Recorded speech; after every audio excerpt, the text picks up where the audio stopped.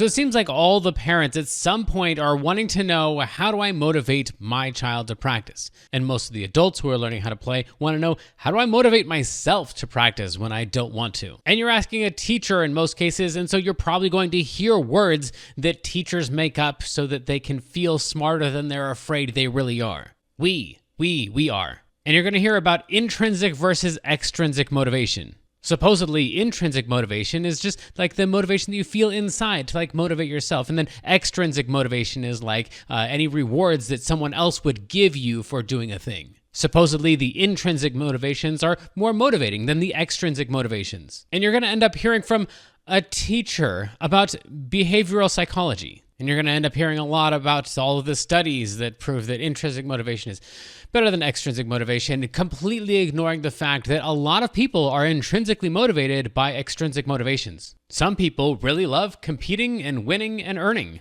This goes for kids and adults, which is why you go to your job most likely. It'd be great if everybody loved their job, but most of us go for a paycheck, an extrinsic reward. And some of us inside of that system really excel. So while I've got a lot more words to say on the topic, the first and most honest answer is, I don't know how to motivate you or your child. And neither does anyone else who's trying to tell you how to motivate yourself or your child. But here are some ideas. I generally think of 4 main categories of motivations: compulsion, social pressure, micro goals, and determination. The first one, personal compulsion, is my favorite. This is frequently what ignorant people are referring to when they use the word intrinsic motivation. If you're an old person like me and you've ever played Frogger, or you're a young person and you've played Crossy Roads, you know the feeling. It's something like, wait, I need one more chance. Hang on, I've almost got it. If you can feel that way while you're practicing, you're going to be making really good progress. And time is going to pass and you're not even going to notice it. And now those insecure educators are going to use words like the zone of proximal development, or they're going to talk a lot about something called flow. These are the kinds of tasks that you can accidentally do until 2 a.m. So there's a bunch of terrible information about how to get into a state of flow, but let me sum it up for you. We don't know. And a state of flow isn't really actually a separate state as much as it is a description of an experience of a state of mind. Just like there's no state of being interested or state of being in love or state of being bored. It's just a description of the way that you feel at a particular moment. The cool thing is you can aim for these states of mind and make yourself more susceptible to them. You probably know what you could do to make yourself more susceptible to falling in love or to being bored, or maybe even with practice, getting curious about things, getting interested in things, or feeling like, wait, I just need one more try. I think I can get this. But in the end, it's something that you open yourself up to, and then it possesses you more than you possessing it. This, of course, is more helpful for you to do on yourself than it is for you to do with your kid. If you've ever tried to get your kid to not be bored, you know exactly what I mean. You can give them a million different things. You could do this. I don't want to do that. You could do this. I don't want to do that. You could do this. I don't want to do that. In the end, they're going to have to want to move to that state on their own a little bit, or at least be open to it. As a teacher, I try to open up my students to this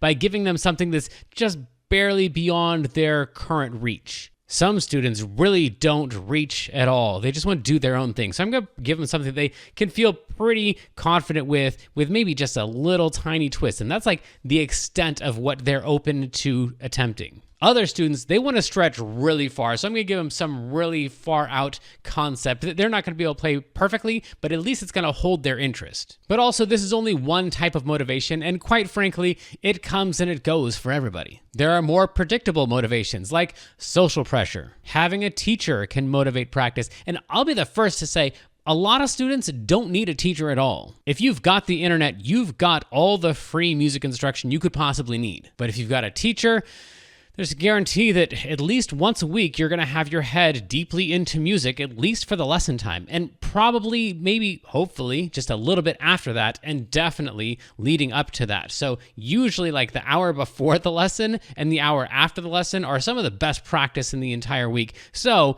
if nothing else, at least you've got a few hours in the week where you're fully in it and getting better. With any luck, you've also got a teacher that you really want to impress, so there's also some external motivation to be practicing during the week so that during the next lesson, you can bring them something that you're proud of. But in there with social pressure is also peer pressure or peer support. If you're in a music class at school, then you're like around other people your age who are also working at this thing. There's some people better than you that you can look up to and aspire to. There's some people below you that you can be proud that you're not as bad as them. And the same goes for if you've got like a brother or a sister or a cousin or an uncle or someone who plays music in your family, then you've got someone else in there that like you've got something in common with now. And they know that you play and you know they're going to be asking you about it next time you see them. And it's just a little extra social motivation. And all the performances definitely go in this category too. Playing for family or friends, or learning happy birthday as a present to somebody, or wanting to be able to play in a band with your friends or just by yourself to impress a girl. These all help inspire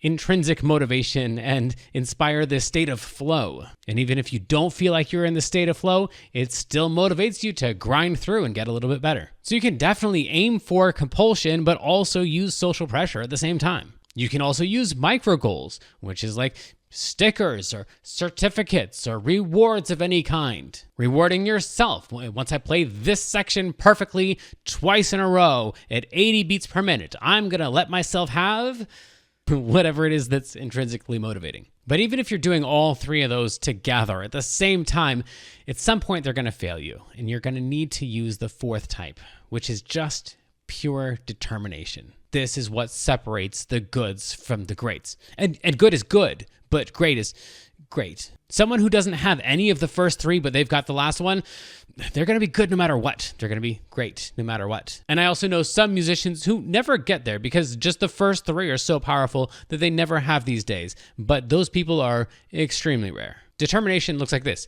You don't pay any attention to the progress whatsoever. You set your number, you turn on your timer, and you just grind. You use a practice chart and just keep track of how many days in a row you've done what you dedicated yourself to do. And when part of you wants to whine and be like, but I don't want to, and I don't know if there's any point to it, the other part of you says, I know, it's too bad, let's go. And sometimes you'll see the progress, and that's great because that helps fuel the first three. And some days you don't, and you just need that fourth one to keep going because sometimes it feels like you're moving backwards, but consistency will pay off. Now, this is all based on the assumption that you're with the right teacher and you're learning the right things, and most people aren't. Most teachers are terrible teachers, and most teachers don't even know about some of these modes of motivation. They just think there's motivation and not motivation. Some of them are even ignorant enough to think that talent exists, or that talent, whatever it is, matters. So if you've currently got a teacher who's not incorporating at least these four types of motivation, they might not be the right kind of teacher for everyone. And yet they still might be the perfect teacher for you. That's possible. Just know that most music teachers are neither good musicians nor good teachers. Most of them think that their job is to teach the material,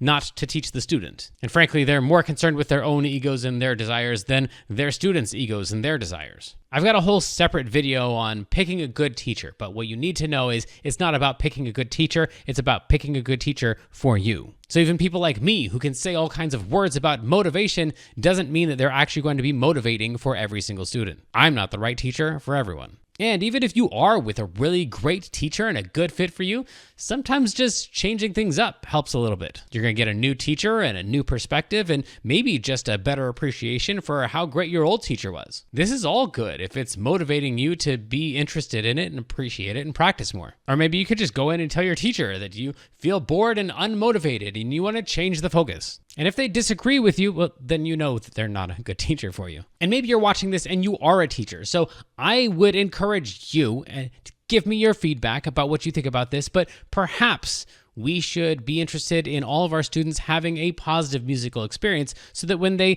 inevitably feel down or take a break or leave music, they don't feel like they left that thing that, oh yeah, I tried that and that wasn't for me. Perhaps we should want them to have a positive experience so that every time they think about it, they're like, yeah, I should go back and try that. That was actually a lot of fun. Of course, this might take away from our bottom line because we're not going to have them as students for those last 3, 4, 5, 6 declining months where it's obvious that they hate it and we do too. But maybe we would inspire more love of music and beauty in the world. Also, I think we should sometimes just empathize with them. And maybe you're one of those musicians who you never had a hard time with practice. It's still hard for me to believe that such people exist. But I know when my students are bringing up their frustrations to me, I try to empathize with them and try to remember times that I've felt that way before too. Some of them need a little break. Some of them need a little push. And never is it dependent on what my preference is or what my style or my personality is. So I try to do what they need, not what I need. Of course, some of you are watching and you're parents, and I am too. And so here's my parenting advice.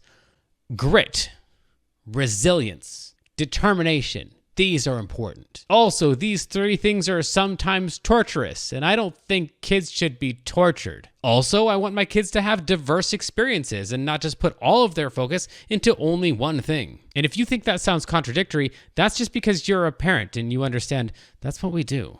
It's an impossible job, and you're going to screw it up. You're going to push too hard in some places and not hard enough in others. Then you're going to say a lot of I'm sorry and a lot of you're welcome. Later on, the thank yous don't usually come early. But listen, none of these hobbies are forever. If they get into the NFL, 3 years later, their career is going to be over. If they get into acting or dance, they're probably not going to do that forever. So if you don't successfully make them into lifelong musicians, it's going to be okay. If you push them to excel, that's going to be really good for them.